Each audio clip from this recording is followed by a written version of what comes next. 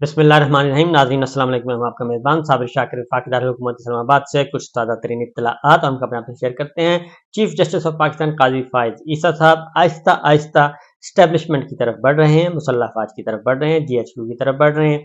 और उनको एक और उन्होंने कल एक मैसेज दिया है, काफ़ी सख्त मैसेज, और वो भी सुप्रीम कोर्ट के फैसले के नतीजे में, यानी कि फैसले की सूरत में एक फैसला किया उन्होंने, एक जजमेंट किया पास, उसके नतीजे में ये सब कुछ हुआ है। एक बहुत ही इंपॉर्टेंट केस था जो GHQ से जुड़ा हुआ था और उन्होंने वो केस खारिज कर दिया, बिल्कुल ब्लंटली ओपनली खारिज कर दिया। और ये बड़ा ही मैसेज गया है कि जनाब नहीं, हम आपसे मरऊब नहीं हैं और ना ही हम आपकी मरगूब गज़ा बनने के लिए तैयार हैं। ये भी आपसे डिस्कस करेंगे। और दूसरा ये कि पहले बल्कि ये सारी डिटेल आपको बता ही दूं, उसके बाद फिर आगे खबरें बढ़ाते हैं। सुप्रीम कोर्ट में एक केस था और ये केस आर्मी हाउसिंग की तरफ से दायर किया गया था, एक दरखास्त थी। और उसमें जो आर्मी के कारोबारी वजूद और सवालिया निशान लगा दिया है उस पर सुप्रीम कोर्ट ने, जस्टिस काजी फाइज साहब की सरबराही में। फुल बेंच था, बेंच 1 था, कोर्ट रूम नंबर 1 था। और जो हमारी अफवाज जो हैं उनके जो कारोबारी मामलात हैं, जो मुख्तलिफ कारोबार में वो उनके इन्वेस्टमेंट है और वो बहुत ज़्यादा कारोबार उनकी फैक्ट्रीज हैं, यानी कि फौजी फर्टिलाइजर, फॉर एग्जांपल बता रहा हूँ, फौजी फर्टिलाइजर है और दीगर अस्करी बैंक है, इस तरह के DHA है, प्रॉपर्टीज़ के बिजनेस हैं, ये सारे के सारे जो हैं उन पे सवालात। तो आर्मी के कारोबारी वजूद पर सवालिया निशान उन्होंने लगा दिया जी। और उन्होंने कहा कि खबर ये बहुत बड़ी है, लेकिन ये शहजाद अकबर साहब का ट्वीट भी मेरे सामने पड़ा है। वो कहते हैं कि ये खबर बहुत बड़ी है, लेकिन मीडिया को रोका गया कि ये खबर मीडिया की जीनत मत बने और इसको न चलाने दिया जाए, लिहाजा मीडिया में ये खबर वो कहते हैं नजर नहीं आई। उनका सामने पड़ा है। वो कहते हैं कि सुप्रीम कोर्ट में अस्करी फोर कराची में कसीरुल मंजिला इमारत की तामीर रोकने के खिलाफ केस की समाअत सुप्रीम कोर्ट ने आर्मी हाउसिंग डायरेक्टोरेट की दरखास्त नाकाबिले समाअत होने पर मुस्तरद कर दी। सुप्रीम कोर्ट ने आर्मी हाउसिंग डायरेक्टोरेट की जानिब से दरखास्त दायर किए जाने पर सवालात उठाए और आर्मी हाउसिंग डायरेक्टोरेट का कानूनी वजूद क्या है, ये सुप्रीम कोर्ट ने पूछा। आर्मी हाउसिंग डायरेक्टोरेट के कानूनी वजूद के बारे में रूल ऑफ बिजनेस 1983 या किसी कानून में इसका जिक्र है, चीफ जस्टिस ने सवाल पूछा। आबिद ज़ुबैरी साहब advocate supreme court bar association के सदर, उनसे, क्योंकि इससे पहले मोइज़ जाफरी साहब थे वकील, वो नहीं आए और उन्होंने माजरत कर ली थी, यही कहा जा रहा है। तो उनकी जगह पे आबिद ज़ुबैरी साहब आए थे, लेकिन वो भी मसला हल ना कर सके और ये केस खारिज हुआ। और उसमें उन्होंने कहा कि सुप्रीम कोर्ट ने ये सवाल उठाया कि क्या वफाकी हुकूमत के इदारे अपने केसेस प्राइवेट वकील के जरिए दायर कर सकते हैं। ये बड़ा सवाल है कि सरकारी मुकदमात हैं लेकिन प्राइवेट वकील, और उनको कौन एंगेज करता है। फिर सरकारी इदारे ये काम कैसे कर सकते हैं कि प्राइवेट वकील एंगेज करें, जबकि सरकारी वकील होते हैं तो उनको फीसें क्यों देते हैं। क्या वफाकी हुकूमत के इदारे अपने केसेस में प्राइवेट वकील दायर कर सकते हैं, हायर कर सकते हैं, और प्राइवेट वकील हायर कर सकते हैं, या फिर कानूनी वजूह ना रखने वाले की दरखास्त दायर करने की इजाज़त देने पर एडवोकेट ऑन रिकॉर्ड पर भी उन्होंने ताज्जुब का इजहार किया। और कानूनी वजूद ना रखने पर आर्मी हाउसिंग डायरेक्टोरेट दरखास्त दायर नहीं कर सकती। और ये भी सुप्रीम कोर्ट ने करार दिया, अगर आर्मी हाउसिंग डायरेक्टोरेट मुतासरा फरीक हो तो वफाकी हुकूमत के जरिए दरखास्त दायर की जा सकती है।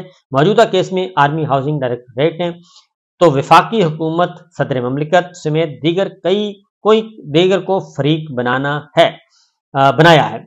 क्या ये वफाकी हुकूमत के खिलाफ केस नहीं? चीफ जस्टिस काजी फाइज साहब ने पूछा। Army general headquarter housing directorate का हक के दावा हो ही नहीं सकता, और आर्मी हाउसिंग डायरेक्टोरेट ना कोई फलाही इदारा है ना कारपोरेशन है, और जब एक इदारा आइन और कानून में वजूद रखता ही नहीं तो दरखास्त कैसे दायर कर सकता है। चीफ जस्टिस काजी फाइज साहब ने यह सवालात उठाए।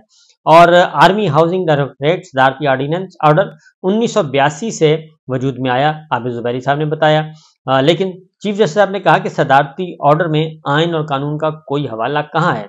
आर्टिकल 245 पढ़ें, क्या कहता है। जस्टिस अतर मिनल्ला साहब ने कहा आबिद ज़ुबैरी साहब से, आर्टिकल 245 के मुताबिक वफाकी हुकूमत के अहकामात पर अफवाज मुल्क का बैरूनी खतरात से दिफा करती हैं। आबिद ज़ुबैरी साहब ने आर्टिकल 245 पढ़ा तो जस्टिस अतर मिनल्ला साहब ने कहा कि उन्होंने कहा कि अफवाज का आर्टिकल 245 से باہر کوئی کام نہیں ہے، یعنی دفاع کے علاوہ کوئی کام نہیں ہے مسلح افواج کا، یہ چیف جسٹس اطہر من اللہ صاحب نے یہ کہا۔ دوبارہ غور کریں کیونکہ وہ لینے کے دینے پڑ گئے ادھر۔ افواج کا آرٹیکل 245 سے باہر کوئی کام نہیں، آپ انتہائی سینئر وکیل ہیں اور ایک قانونی وجود نہ رکھنے والے ادارے کی نمائندگی کر رہے ہیں۔ چیف جسٹس آف پاکستان نے عابد زبیری صاحب سپریم کورٹ بار کے صدر سے بھی یہ بات کہی، انہوں نے کہا کہ آپ کو تو کم از کم خیال رکھنا چاہیے، قانونی وجود نہ رکھنے والے درخواست گزار کا کیس نہیں سن سکتے، چیف جسٹس صاحب نے کہا۔ اور شکایت کنندگان کے وکیل معز جعفری اس لیے کنارہ کش ہو گئے کہ انہیں پتہ تھا کہ ان سے سنبھلے گا نہیں یہ case, chief justice of Pakistan نے کہا۔ عدالت نے شکایت کنندگان کے وکیل معز جعفری کی عدم پیشی پر خصوصی نمائندگی کی درخواست بھی خارج کر دی، اور سندھ ہائی کورٹ نے عسکری فور میں پارکنگ ایریا میں کثیر المنزلہ عمارت کی تعمیر روک دی تھی، اور ہائی کورٹ کے فیصلے کے خلاف آرمی ہاؤسنگ ڈائریکٹوریٹ نے سپریم کورٹ سے رجوع کیا تھا۔ تو یہ ایک کل امپورٹنٹ فیصلہ آیا، اور شہزاد اکبر صاحب نے اس کو اپنی سوشل میڈیا ایکس پر پوسٹ کیا اور انہوں نے ساری بات کو ڈسکلوز کیا۔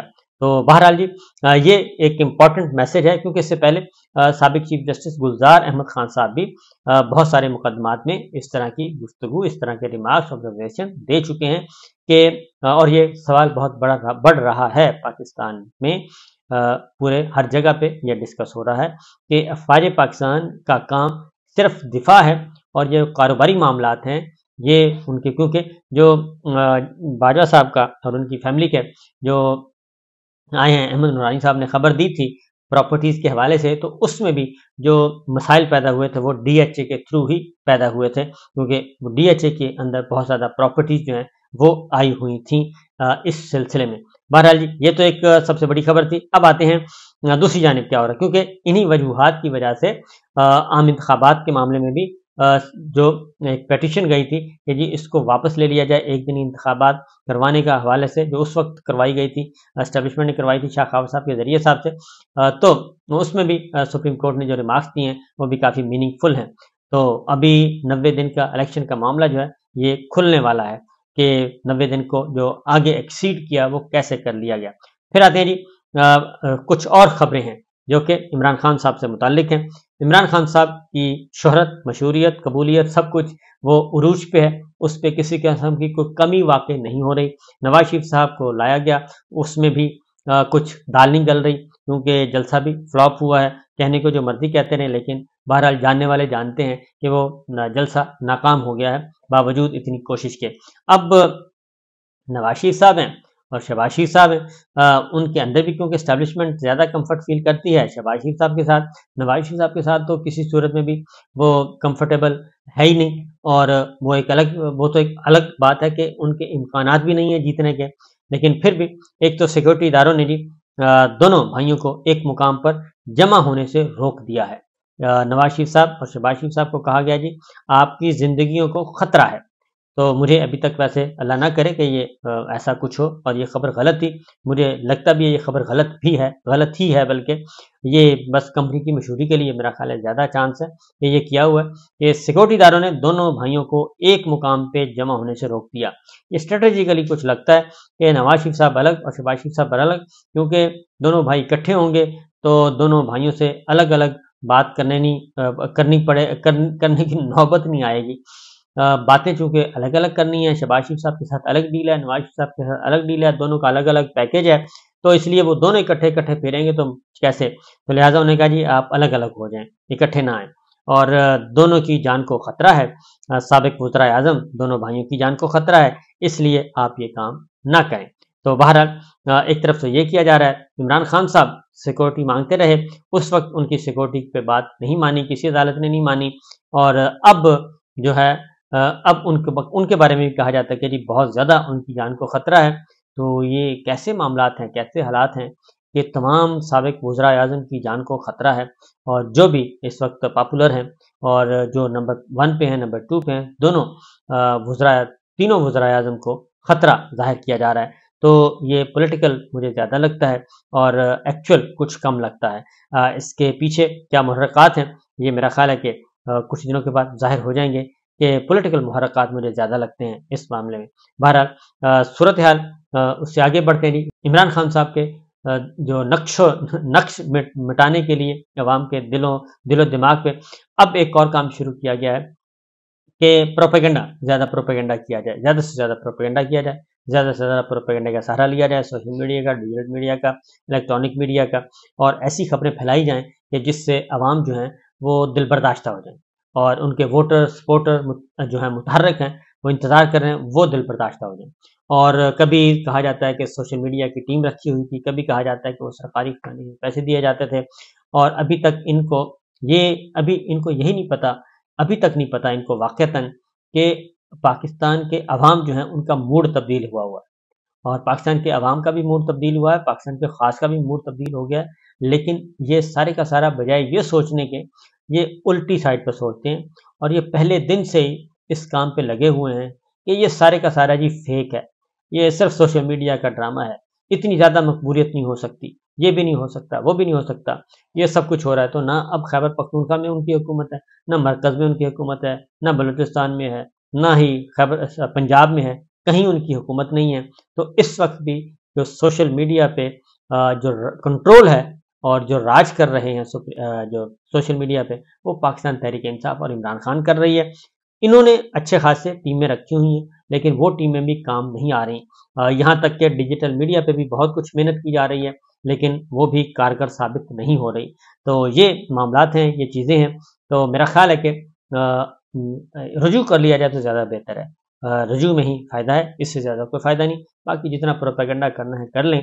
पाकिस्तान के अवाम का मूड तब्दील शुदा है। पाकिस्तान के अवाम जो हैं वो कुछ और सोच रहे हैं, और उनकी सोच को अंडरस्टैंड करने की ज़रूरत है, ना कि उनको इंतकाम का निशाना बनाने की। इजाज़त दीजिए, अल्लाह हाफ़िज़।